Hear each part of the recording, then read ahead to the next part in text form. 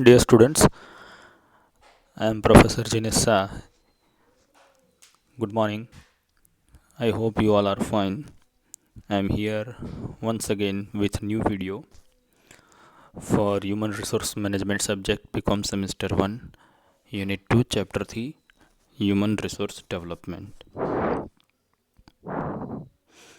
This video includes the meaning and features of human resource development, needs of human resource development, functions of human resource development, and techniques or methods of human resource development. Let us go with the meaning. Human resource development concept was first introduced by Leonard Nedler in 1969 in a conference in US. He defined HRD as those learning experience which are organized for a specific time and desired to bring about the possibility of behavioral change. So here he talked about the first of all specific time and design for bring about the possibility of behavioral change. Let us go with the features of human resource development. Human resource development is a process in which employees of the organizations are recognized as its human resource. It believes that human resource is the most valuable assets. So rather than workers, the company is thinking that human resources is the most valuable assets of the organization. Next, it stresses on the development of human resource of the organization. It helps the employees of the organizations to develop their general capabilities in relation to their present job, means with the concept of present along with future job oriented, it will be considered as the development of the human resources. Then it emphasizes the development and best utilization of the capabilities. So here two concepts will be there: development and utilization of the capabilities of individual in the interest of the employees and organization. So this was third. Next, it helps in establishing or developing better interpersonal relation. It stresses on developing a relationship based on help, trust, and confidence. Next is it promotes team spirits among employees. Next, it tries to develop competencies at the organization level so that they can make the development in better level, so that they can measure the better development level as compared to others. It stresses on providing a healthy climate for development in the organization. Next, it is a system. It has several subsystems. All these subsystems are interrelated and interwoven. It stresses on collaboration among all the subsystems. It aims to develop an organizational culture in which there is good senior subordinate relations, then motivation, quality, and sense of belonging. It tries to develop competence at an individual, interpersonal, group, and organizational level to meet an organizational goal. So ultimately, all activities are done in the organization to achieve the goals. Next, it is an interdisciplinary concept. It is based on the concepts, ideas, and principles of sociology, psychology, economics, etc. It forms on employee welfare and quality of work life. It tries to examine or identify employee needs, means what are the needs of the employees. It will be identified in the organization and meeting them to the best possible extent. So how to meet up there, it will be considered and it will be identified. Next, it is a continuous and systematic learning process. So it is not like that once the development activity has been done, then it will be stopped. It is continuous activity. Development is a lifelong process which never ends. Next title, needs for human resource development. So what are the needs? Here it will be considered. So here there are different needs. First, to achieve goals, means in the human resource development, whatever activity and whatever process, whatever programs are being organized by the organization, it will be centralized, focused with the achievement of the goals of the organization. Here, whatever policy will be framed out by the higher management, it will be taken into consideration along with the goals and objectives of the organization. And in centralizing that, it will be framed out. So, as if I explain, the achievement of the goal is the most important for any organization, and whatever activities and whatever processes are being followed and organized by the company, it will be centralized by achievement of the goals. Second, to maintain a level of growth, means whatever the growth level the company or the organization has achieved, the achievement is not the only stage or the only step, but the maintenance of the same. It is also the having same importance. So over a period of time, an organization may achieve a saturation point in terms of its growth. Even to maintain such a saturation level of growth, employee competencies need to be sharpened or developed, as organizations operate in environments that keep changing requiring the employees to acquire new competencies. Means, though once the level of growth has been achieved, here the work of the organization or the workers is not over yet, but to maintain the same level and to progress the same level is the ultimate object of the organization. Next, improve effectiveness. So, any organization interested in improving its services and its effectiveness in cost reduction, reduction in delays, increased customer satisfaction, improved quality and promptness of services, market image, needs to develop the competencies of its employees. Means here whatever titles have been provided, likewise cost reduction, reduction in delays, increased customer satisfaction, improved quality. So these are the compulsory requirement nowadays if the company wants to maintain its sustainability in the organization and industry for the longer duration of time as compared to competition.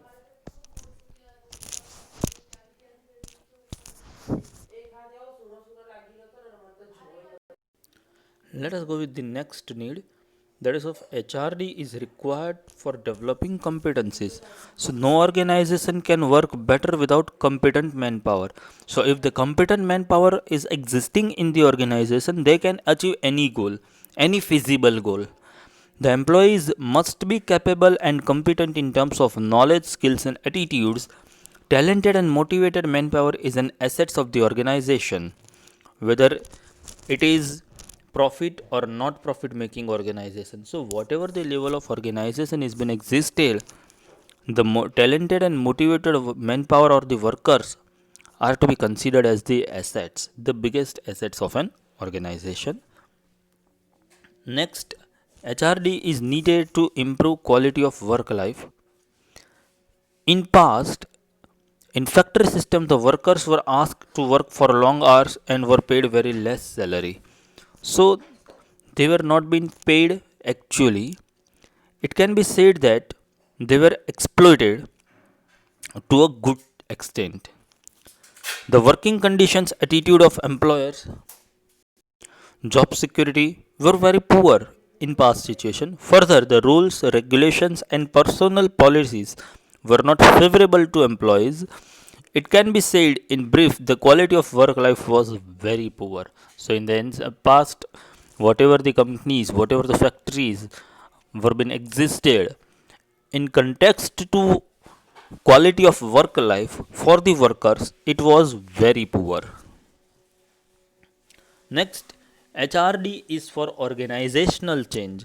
So it is a new approach adopted by management to tackle the drastic changes taking place in business environment.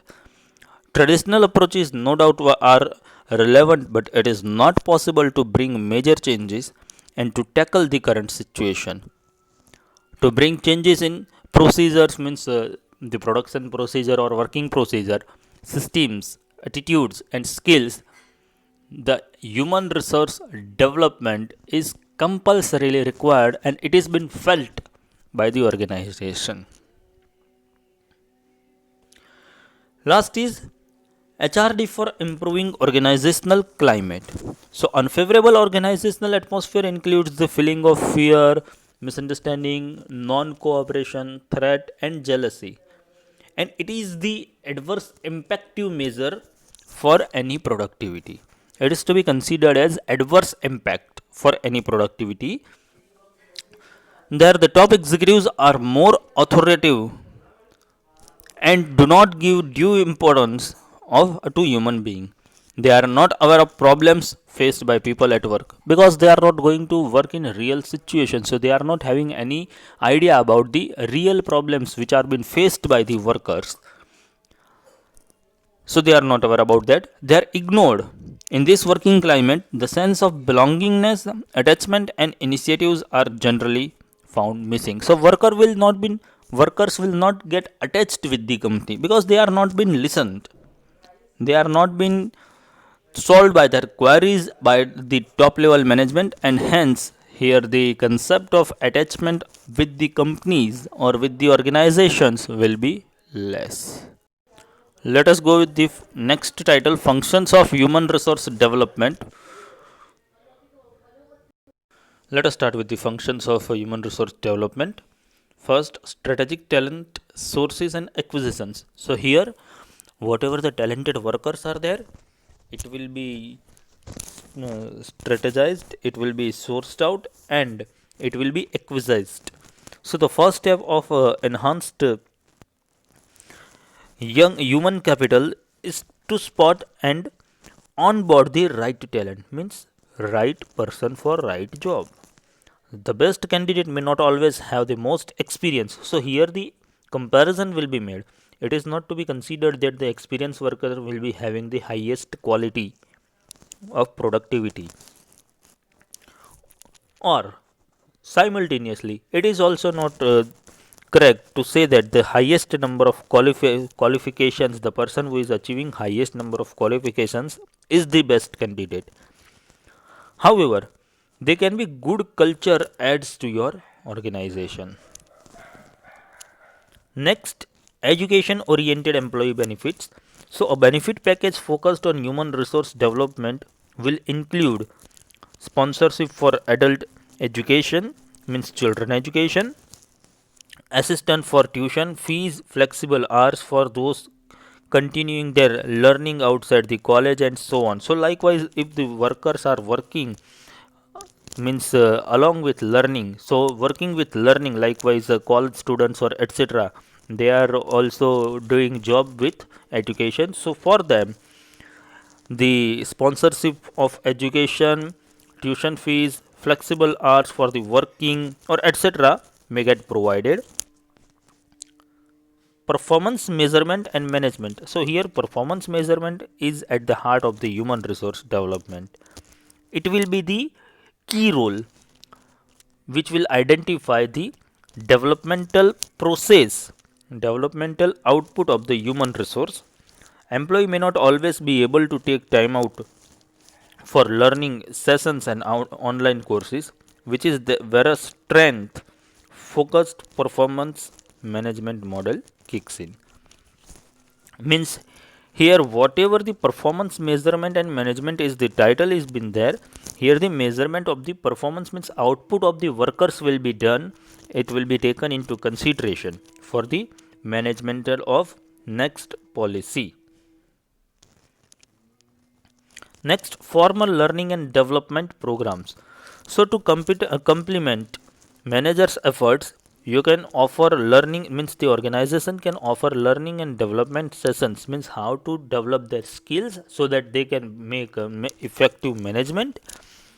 This must factor in company needs on the one hand and the employee's personal ambitions on the other hand. Means first the basic requirement of the company will be taken into consideration, and on the second hand the manager can think that it is been helpful for them in personal ambition achievement.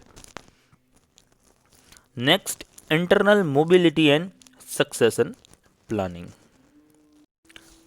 So, an effective human resource development program will ensure that every employee finds the best fit job within the organization. Means they will be find out, the workers will be find out the job which is been 100% or the maximum suitable with their skills, in synchronizing with their desires and capabilities. Means with their desirement it will also be match up. Maintaining a safe environment. Workplace safety. Now it is compulsory that whatever the atmosphere or whatever the place has been existed for the workers to do the job or to do the work, it must be safe. Otherwise the workers will not ready to do the work. So workplace safety is an important factor. Under the Occupational Safety and Health Act of 1970, employees have an obligation to provide a safe working environment for employees. So it is compulsory. One of the main functions of human resource is to support workplace safety training and maintain federally mandated logs for workplace injury and fatality reporting. In addition, human resource safety and risk specialties often work closely with human resource benefits. Means wherever the workers are there, whatever the atmosphere and whatever the location is been there for their working condition, it must be safe for them. Then and only then they will feel comfortable for working. Next, employer-employee relationship. It is the most important. If the employer-employee relationship is the healthy, likewise let us have the example of the Balaji wafers.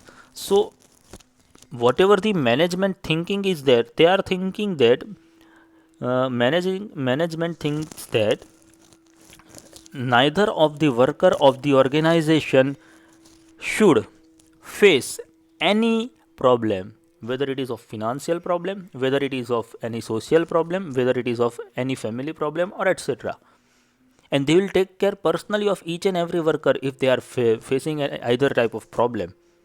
So it is known as employer-employee relationship, and it is, if it is the situation in any organization, the worker will happily work. They will get motivated, self-motivated to do the to do the job in the same organization. So it is like that. So in an unionized work environment, the employer and labor relations functions of human resource may be combined and handled by one specialist, or be entirely separate functions managed by two HR specialists with specific expertise in each area. So here on the part of the company, the representative of the company will be organized, and it will be selected under the title of human resource management. Next, training and development. It is compulsory to provide the training for each and every worker. Training is, though we have gone through in one of the lectures and one of the videos, that training is expensive, but it is compulsory required. Because if the workers are get trained, then in such situation they will be working in effective manner, in qualitative manner, which will be very much helpful to the organization. So employers must provide training employees with the tools necessary for their success, which in many cases means giving new employees extensive orientation training to help them transition into a new organizational culture. So they will be ready to do the work in new environmental or new culture. Next title, techniques or methods of human resource development. So which are the techniques have been implemented, have been utilized? It will be given here. First is training. So through this method, it includes developing employee skills through a combination of lectures, hands-on exercise videos, broadcasts, simulations, and group-based or individual-based assignments. It includes both formal and informal. So formal and informal both will be both culture, like whatever classroom lectures are there for students, it is formal, and whatever nowadays online lectures are going on due to different situation, it is informal way. So it is like that. So both approaches to skill development. So it is what is about the training. Second, task or job rotation. So employees could volunteer to rotate roles with colleagues on a shift or team base to put some to those new skills into practice. So employees can also encourage job sharing as a method of employees who have indicated their desire to get practical experiences. Now here get practical experiences to develop some additional skills. It is important. The only theoretical knowledge or only theoretical information is not enough. The implementation of the same in the practical is also very essential. The goal is to rotate the task and roles to team or to learn something new or have a chance to practice what has been learned. Coaching, of course, you all know that what is coaching means. When talking about various employees' development methods and their benefits, we can't stress out the importance of helping employees polish their skills through coaching. So here the polishing of their work or polishing of the skills will be important. This method of skill development typically involves senior staffers definitely working one on one with less experienced individual, means who are been there in the senior management and having less experience, they will be provided this type of program. Mentoring, this method involves senior levels or senior leader management taking junior staff under their wing to help develop, means here the senior workers will help juniors through the way of, so that the mentored individual might lack, means the more formal mentoring programs are typically used for senior executive or leadership roles, with while less formal structures, means for juniors less formal, for seniors more formal structure will be used. Next, workshops or committees or working groups, means different workshops will be attended or organized. These are methods that give employees an opportunity to interact with peers or colleagues, means teams or something colleagues will be there from within and external to the organization, means so within the work organization whatever the workers are existed, along with that in the training or in the sessions whatever the external workers have been associated with that developmental program, it will, this means this will provide the opportunity to interact with them also. Next, simulation. So these are becoming very popular due to both how engaging and effective they have become. In this simplest form, a simulation could be role playing a customer service interaction. For example, learning how to diffuse and an irate and comfortable or confrontational client in person, or responding to an emergency situation such as mock first aid scenarios. Conferences, much like workshops and committees, conferences will be held, and due to that conferences, whatever skills or whatever training will be required will be provided to the workers in the slots area. Vast knowledge based of both interdisciplinary and outside industry will be gathering and providing to the workers. On the job development, means employees who have attended some basic training on a technical skills will often find on the job development a great method to hone those skills. So here certain on the job training will be provided to the workers, which will be benefited to the workers and get motivated because they are getting salary also and development also. Next, self study. This can accomplished through different methods: reading, researching, taking classes, etc. outside the work hours. So the subject doesn't always related to the skill that an organization needs, but rather something new that they believe will improve their performance. So here the performance will be selected, or performance will be centralized for selecting the subject as far as self study is concerned. 360-degree performance review means here the entire level from top to bottom, from first to last, whatever performance has been gathering, whatever the performance has been achieved by the employee, it will be taken into consideration. So this method involves getting feedback about an employee from a cross section of peers, subordinates, supervisors and external vendors, and then identifying skill development opportunities based on this inputs will be taken into consideration. Next is career planning. Last but not least, career planning. Everyone is having their goal, object, and vision that after this year I want to be there in this place. So, while the method is usually viewed as something that is employer driven, where HR decides which employee should fit what role, it shouldn't be so. So here HR won't be having any type of role as far as the employee career planning is there. Here employee will decide that I want to reach there. HR is not going to decide that this person should be there. Here the individual person or employee will decide. So employees can also suggest future or alternative career paths for themselves to their supervisors or managers and initiate career planning discussion. So this is what is about the methods or etc. Thank you very much. All the best, dear students.